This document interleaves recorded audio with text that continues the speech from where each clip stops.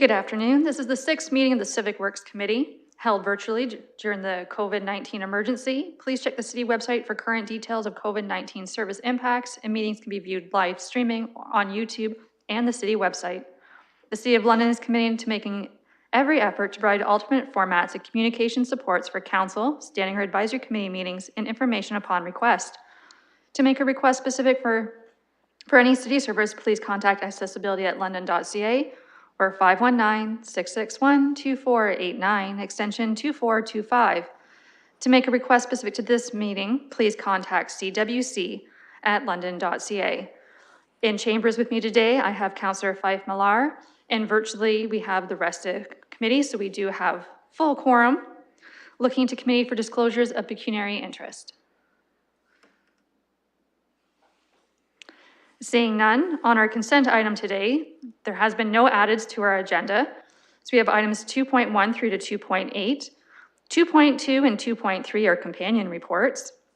And 2.4 and 2.8 are purchase partnership agreements, and that's why they're with us today, because it was a cooperative purchasing power to get better deals, so we needed to do that through committee. So looking to committee to see if there's anything that you would like called separate.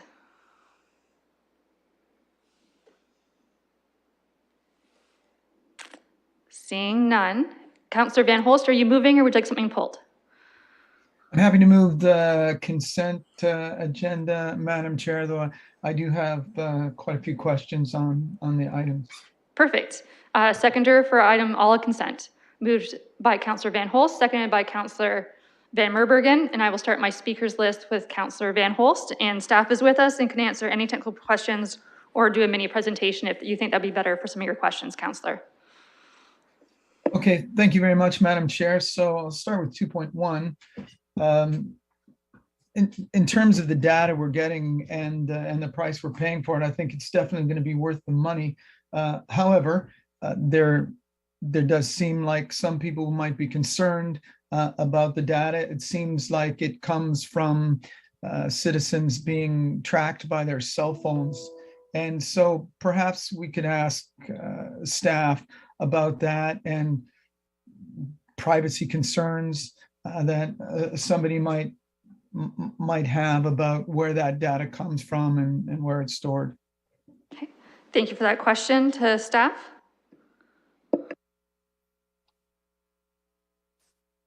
Thank you. Through the chair, I'll introduce Mr. John Kostanyuk, who's a traffic and transportation engineer on the transportation and mobility team, and is also our lead when it comes to modeling big data, and is very knowledgeable on this topic. Thank you. Please proceed, John. Thank you, Councillor Pelosi. Through the chair, to answer your question, Councillor Van Holst, regarding the privacy aspect, you are correct in that it does come from various location-based services and cell phone data. However, with these different services, we are not getting raw data to the specific individual user level. This is something that is done aggregated or kind of brought together. So for example, the data would be taken, for example, in a geographic area such as something like Byron or Westmount or any other defined geographic area of the city, and brought together so we can't, for example, see what neighbor A is doing or anything like this. This brings patterns in a larger sense together, so you're not getting into individual privacy issues and digging down to that level. So it's trying to anonymize the data, but also look at the general patterns that we may see from, say, neighborhood to neighborhood across the city. Councillor? Okay, thank you very much. Now, I know that the Green Button program that London Hydro has promoted does a similar thing. It collects your data and provides it to a third party without really letting them know who you are. It's just they perform the analysis and then can tell you interesting things about your electricity usage. So I hope your answer quells any questions about that. I'm satisfied with it. I think this will turn out to be quite valuable for us. I'm looking forward to seeing some of the results. I'll look to 2.2 now. The climate change resilient class EA.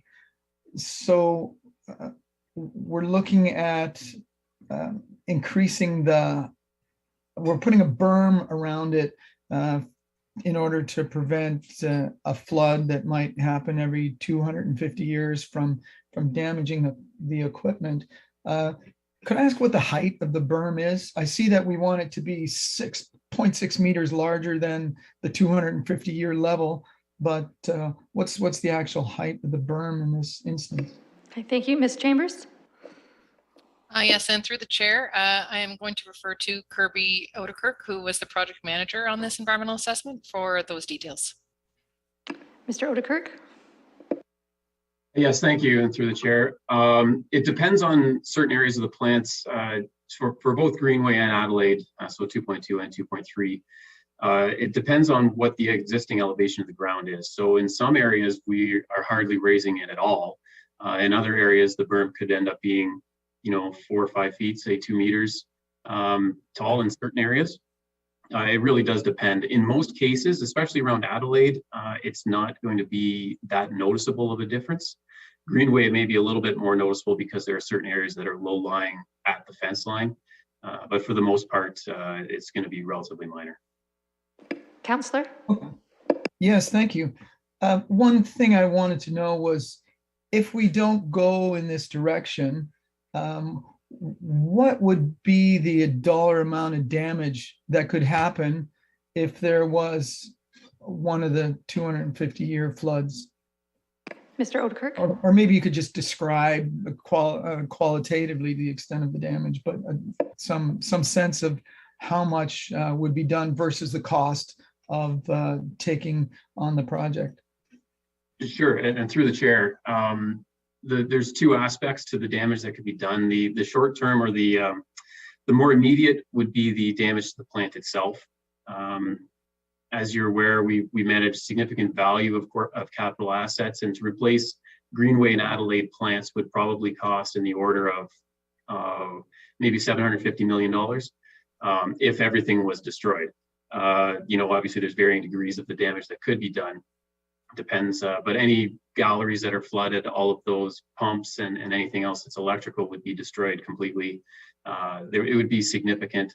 And not to mention that leads to the second problem, which would be the lack of treatment capacity. So if we did get flooded, it would take months or even years to replace everything and get it back up and running, during which time we aren't actually effectively treating the wastewater. So from a environmental protection aspect, there's also that consideration for wanting to protect these lower lying plants. Councillor? Okay, thank you very much. Yes, and Madam Chair, I think we see here how investing in adaptation, which is a project like this, is so very significant, more so than mitigation. If I can continue, we're adding an effluent pump. Now, my question was, right now it's gravity fed. Will the normal operations make use of the effluent pump in this case, or is that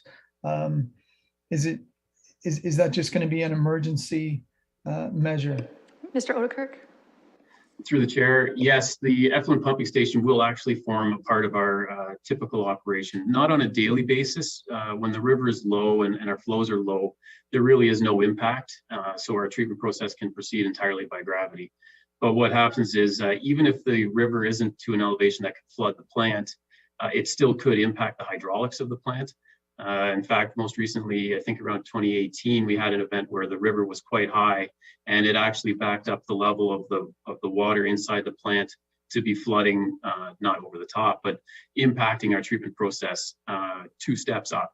So if you can imagine, that's the impact that we would try to avoid. So even if it's not catastrophic flooding, it still can impact our operations. And so I expect that we will be using this periodically, typically through the spring and fall of every year. Councillor? Okay, thank you very much. And I wonder if you could just describe briefly the materials used in a flood wall. I think it's, from the name, it's obvious what it is, but how do we get that to work? What's that like? And through the chair, yeah, it will depend on a lot of things, most particularly the space that's available in the different areas. So in certain areas, if you're familiar with the Greenway plant, the access road to the dog parks and the park space and behind the plant passes right next to the plant infrastructure. And so in order to provide a wall in that area, we'll have to go with something near vertical, like a sheet pile wall or something very small profile. As you get more space, you could transition to precast concrete blocks or something like that. And then the preferred option, of course, in terms of the obtrusiveness of it and the cost, is an earthen berm. So it could, with either the use of geotextiles or reinforcing, you can go with steeper sides on those and have them vegetated, or you can go with a broader grassed, basically it would look like a glorified hill effectively. So depending on the space that we have available and the design or the aesthetic considerations that will come out during the detailed design process, those are the parts that we couldn't necessarily nail down in terms of the consultation that we did for these EAs. But that's what will be established as we go into design. Councillor, a follow-up? Yes, thank you. And so we're also building a raised entranceway. Is that basically something to drive over the berm, and will that create any challenges for deliveries? No, again, through the chair, that would just be, it's not a major rise that we're going to be lifting the road by. It will be a gentle slope, and effectively the road then ends up replacing the berm in certain areas. So as the road comes up, I think in the instance of Adelaide, it's only a couple feet. It will be raised along that whole length of it, but then it effectively becomes the berm that protects the plant. Councillor, anything further? Yes, Madam Chair. Now connected to this is 2.5. We're looking at the unwanted water addressing overflows and bypasses from London's wastewater collection and treatment system. I had a question regarding the dilution of overflows. And I see the information you put in there, I think is quite helpful. And you described that for us to capture all the bypasses and sewage at Greenway, we would need 70 Olympic-size swimming pools to do that. So I'm going to visualize that we actually built those. And I guess I do have to joke that, wow, how many more world-class swimmers could we train if we did it? But let's imagine that there's a wet water day where the bypasses and the sewage are captured by the pools, and there are no overflows. So we're happy about that. The question is this: how many of the pools, or what portion of pool, would have been raw sewage versus the water that was infiltrating and coming from the ground and from other sources like weeping beds? Ms. Chambers, I'll let you answer this one or put it to your staff. Through the chair, I'll also refer this over to Kirby Odekirk as well. Thank you. I guess so. Through the chair, yeah, we do identify that a significant portion of those flows are rainwater or unwanted water. Of course, unfortunately, we can't separate them, but if you were to talk about them on a percentage basis, given the peak flows that we typically see, you can estimate anywhere from 50 to 80% of that flow is unwanted water. So on, let's say, for example, 70 Olympic-sized swimming pools, that would put us somewhere where 56 of them, somewhere in there, would be unwanted water, and the remainder would be the ones that would be apportioned to wastewater. Now, unfortunately, because we can't separate them, if it was not for the unwanted water portion, we would not have bypassed anything at all. But if we're talking about it on a percentage basis, that's a good visualization. Okay, Mr. Councillor, one moment, please. You are at your 5 minutes, just to make you aware of that. If there's either any committee members that have joined us today that would like to speak, or visiting councillors, as we do have Councillor Hamu and Councillor Hillier, just please raise your virtual hand. In the meantime, Councillor Van Holst, please just be mindful of your time, but I know you have more questions, so if there's anything further, please proceed. Yes, I'm happy to answer questions after someone else, Madam Chair, but I'll continue as you suggested. Thank you for that question. So it does seem that there's still a pretty substantial amount of sewage coming from our wastewater treatment system. My next question then, that's also tied into this, is to 2.6, is just in terms of partial treatment, which is also something that came up in the report. We've got this UV system that we're replacing. What role would that play in the event of a wet water day?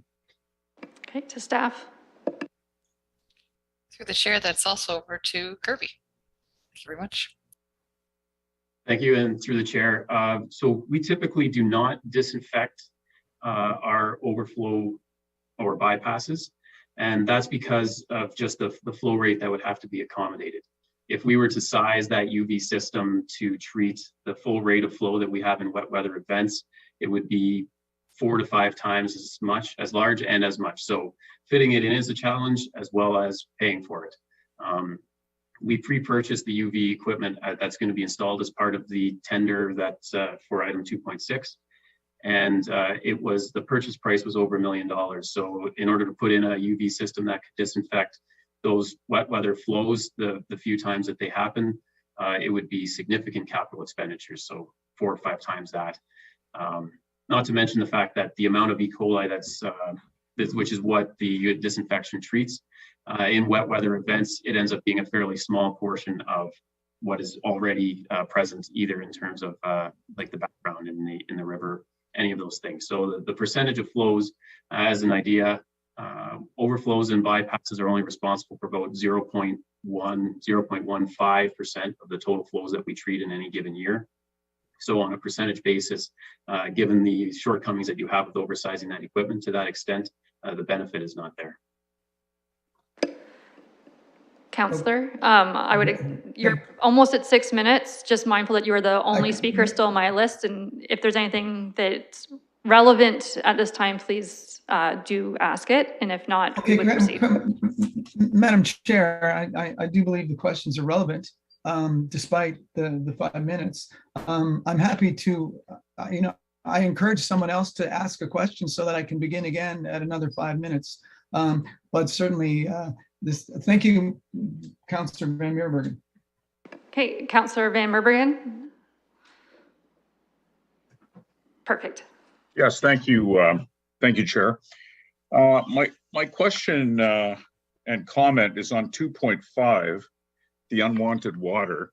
I think there's actually quite a good news story here, especially when you focus on the bottom of page 29, and then you look at the top of page 30, the graph, the visual graph that's going along with that. It's quite apparent that we certainly are improving with overflow and bypass events. If you look, and as stated in the report, 2011 seems to be the peak, and then it comes down substantially. So up to 2011, there was consistent increasing. And now we've come right down, and certainly the last 3 years are a very good news story in terms of reduction in overflows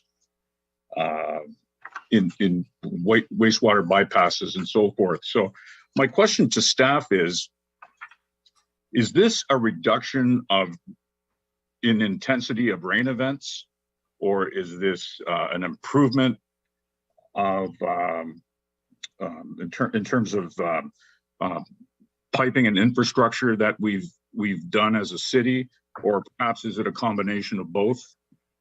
I'd like to ask staff. Thanks. Thank you. Ms. Chambers, I'll let you direct it as you see fit.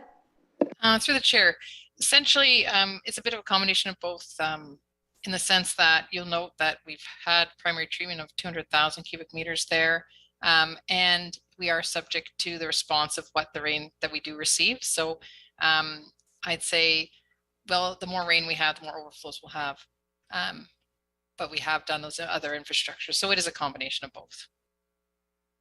Follow-up, Councillor Van Meerbergen. Yeah, again, I do think this is, considering the length of time, this is, a very good news story. And just wanted to point that out. So thank you. Thank you. Okay, thank you for that. Councillor Van Holst. Thank you, Madam Chair. And also thanks to Councillor Van Meerenberg. And this is good news. That was encouraging to see that.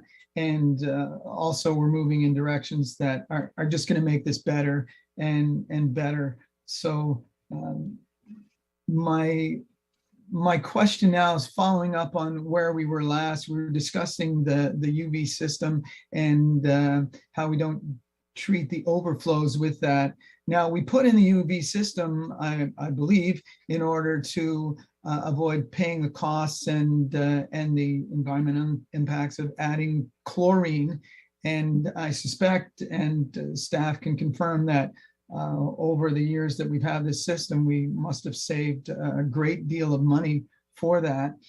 What I'm wondering is that in the event of an overflow, is there an opportunity, or have we considered having on hand some chlorination possibility in order to treat the E. coli that, as you said, is smaller but yet still present? So is that something that we could look at in the future? To staff. Through the chair over to Mr. Odekirk. Yes, and through the chair, Councillor Van Holst, that is something that we have looked at. Especially with the storage tanks that we've implemented at Greenway as an example, there would be an opportunity to use some of them as a contact chamber to provide that disinfection.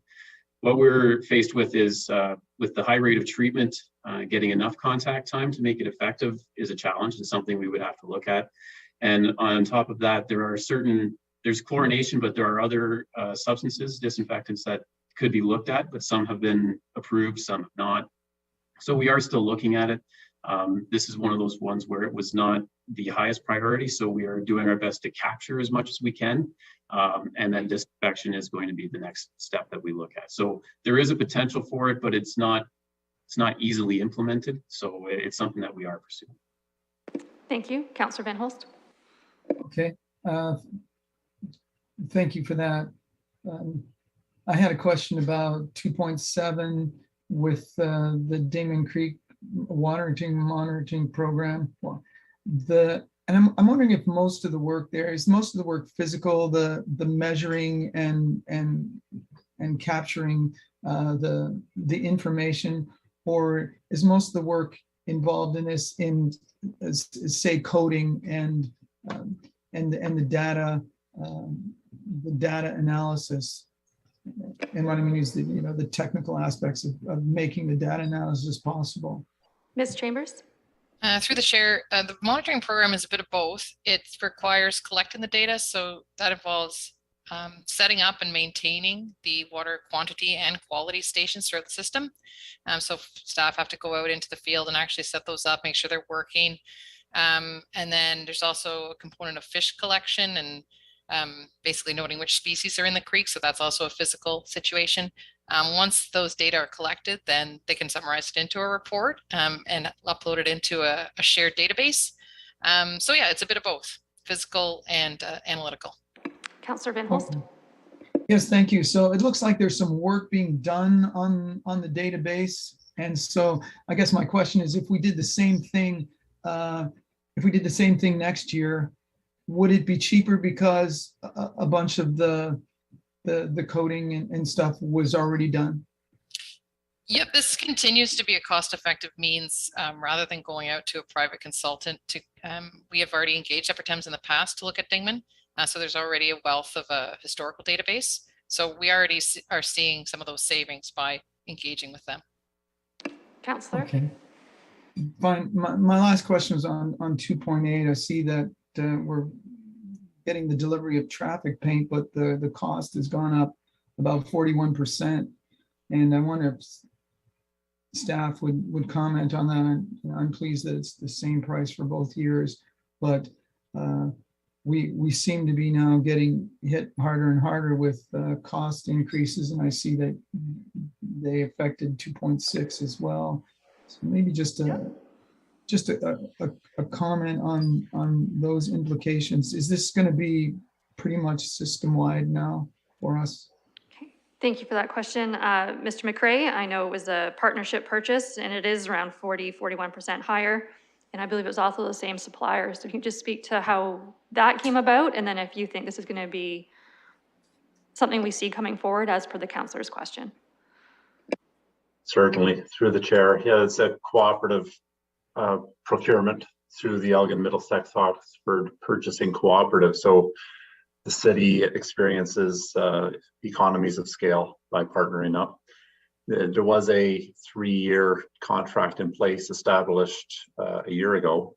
And as per the terms of that contract, the supplier informed us that they were no longer able to meet the pricing they had submitted, and that they were exiting the contract as per the terms of the contract.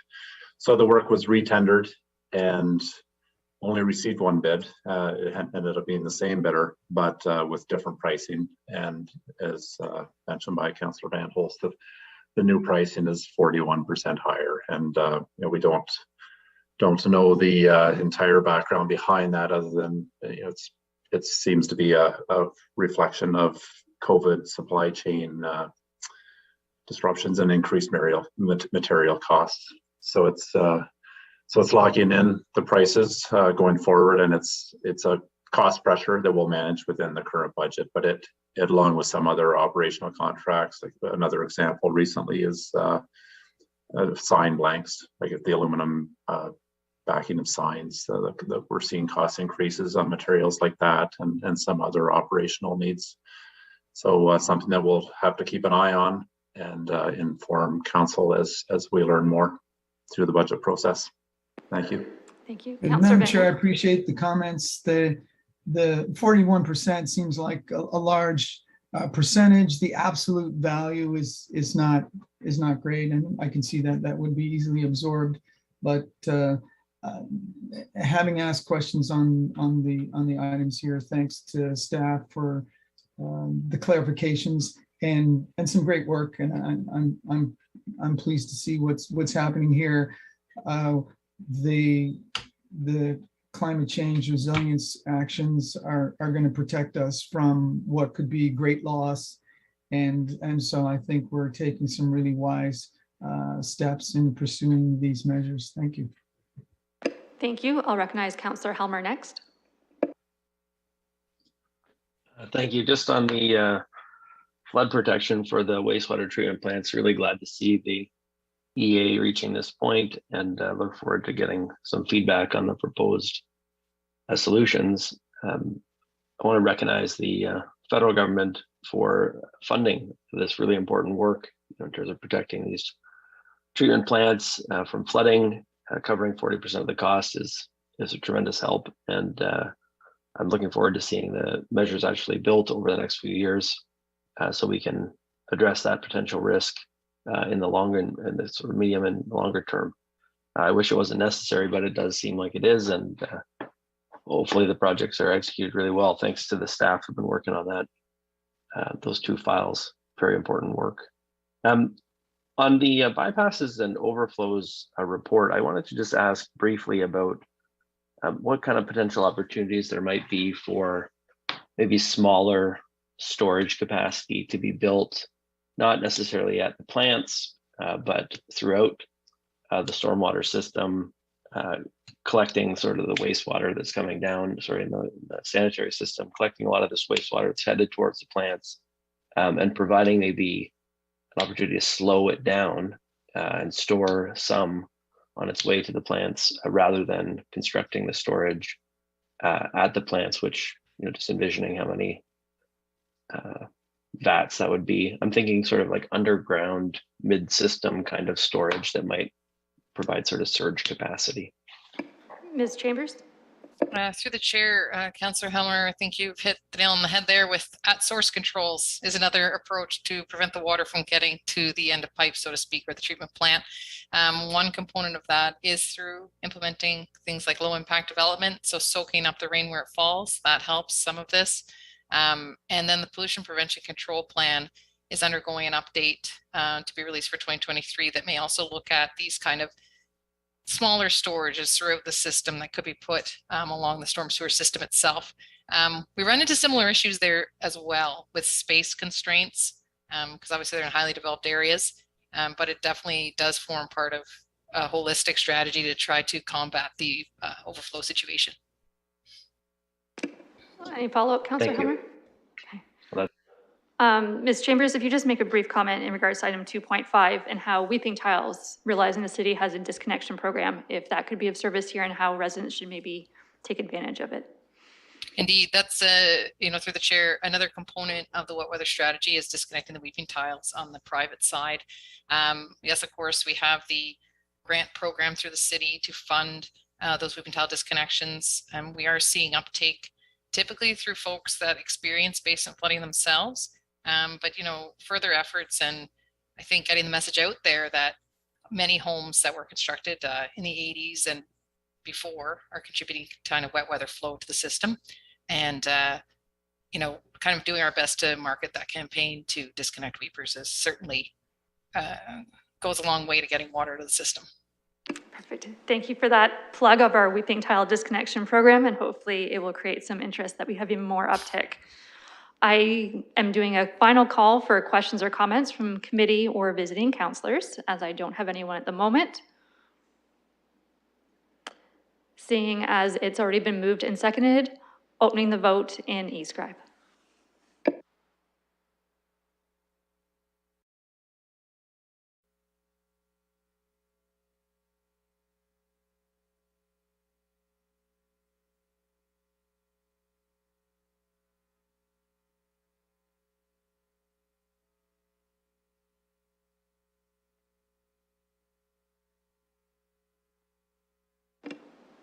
Councillor Van Holst. I'm sorry, my vote didn't seem to come up. I vote yay. Closing the vote, the motion carries 5-0. For that, item 3, scheduled items, there are none. 4 items for direction, we have 4.1 being a speed reduction petition that's been received in regards to Digman Drive of residents asking for perhaps a variety of things, of speed reductions to different degrees in different areas and concerns about their safety.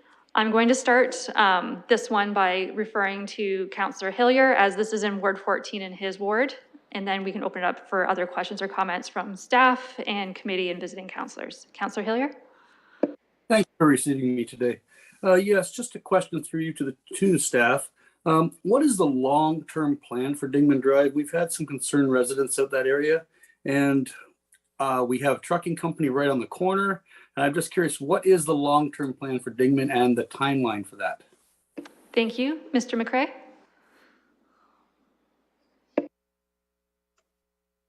Dingman Drive through the residential area, in the area of the railway crossing and the residential east of Wellington Street. It's outside of the urban growth boundary. So it's classified in the London plan as a rural thoroughfare, and as such, combined with being outside of the urban growth area, not a lot of development is anticipated. The road would continue to be managed in accordance with the corporate asset management plan, and west of that area, so closer to Wellington, it's identified as a Civic Boulevard. That section is within the urban growth area, and so development is anticipated. Council is likely aware that there's a large development under consideration, sort of further adjacent to Dingman on the north side, a little further west of Wellington, and work there progresses. And to support that development growth, there is a project planned for major construction 2023, the commencement of utility relocations, and also some intern development work in the current year. So there's near-term plans, but that is west of Wellington, so a removed from the area that's, I think, the focus of this petition, which is outside of the urban growth area. And so on that rural thoroughfare section, and it's also a 24-hour truck route as per the bylaws.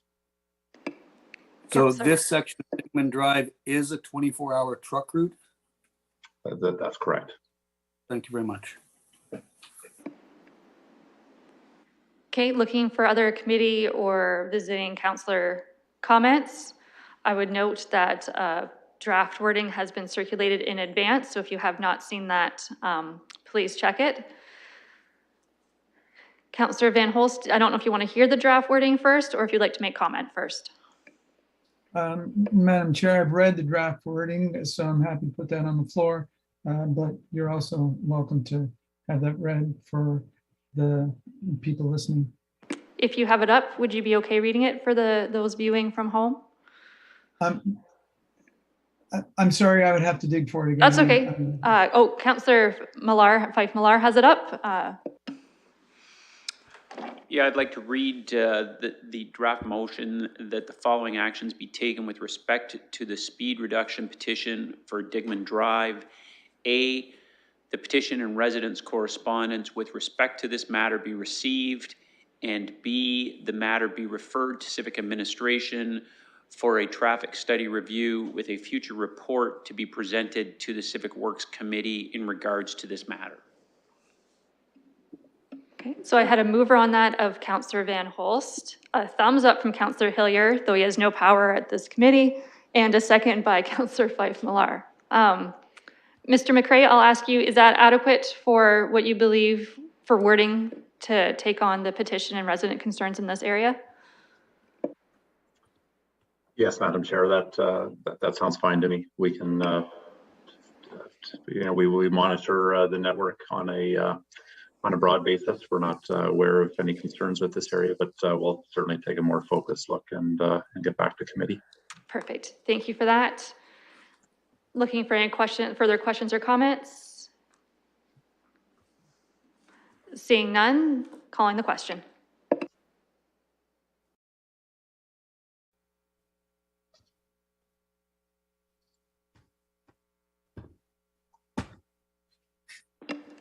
Closing the vote, the motion carries 5-0. Looking to see if there's any additional business from committee members that I'm not aware of. Councillor Van Holst. Madam Chair, maybe if I can, I just received communication from the business owners on River Road that were considering putting together a petition. There's the potholes there have got to the point where it's almost one lane now. So I just thought perhaps I could take the opportunity to ask staff about how repairs might be going forward this spring, and particularly how that road might be looked at. Thank you. Mr. McCrae, if you could just mention when the concrete plant opens. I know road line painting is about to commence as well in the city. Street sweepers are going out. Of just how can residents report potholes and what are their options for having them fixed, and specifically the area that Councillor Van Holst has mentioned. Yes, thank you. It's the challenging year for pavements. It's the time of year when the frost comes out of the ground and the frost melts from the surface. So the top layer thaws, but underneath it's still frozen. So there's nowhere for that water to go. And so that really weakens pavements, that top asphalt layer. And most everybody in the city is aware that it's an annual occurrence. So it's something that we keep up with as best possible through the late winter, spring months with pothole patching, using the best materials that are available, considering that the hot asphalt plants are closed, probably reopening very soon, within the next week or so. But until then, we fill potholes. And the most effective way for residents to communicate their concerns to us is via Service London. There is a box on that webpage to click on, and there's also a phone number for those that don't have computer access, whereby they can report things like potholes and other concerns. And it's an efficient system that routes the location, the exact location that the resident can pin on a map, and it gets that information to the crews, and we're usually there in a relatively short time frame to manage that. So we get, well, if the councillor wants to send me information on River Road, we can take a specific look there. All of our pavements are managed on that network corporate asset management basis, whereby we evaluate different sections on an annual basis and program them for long-term rehabilitation. And so the program results in a combination of very short-term holding measures like pothole filling, right up to major capital projects to give them full life cycle renewal. And we can make that sort of review if more information is provided, and I'm happy to do that offline. Councillor Van Holst. Yeah, very pleased to work with Mr. McCray offline on that. Thank you, Madam Chair. Thank you. Looking for any other additional business? Okay, we do have a deferred matters list. If there's no questions on that, I would need a mover and a seconder for that list. Moved by Councillor Fife-Millar, seconded by Councillor Van Holst. Seeing no questions or hands raised, I will call the question.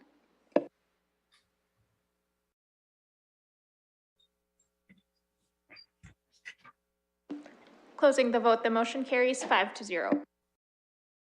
Concludes the agenda for the 6th meeting of the Civic Works Committee. We can do a hand vote of all those in favor of adjournment. Motion carries. Thank you, everyone, and have a wonderful day.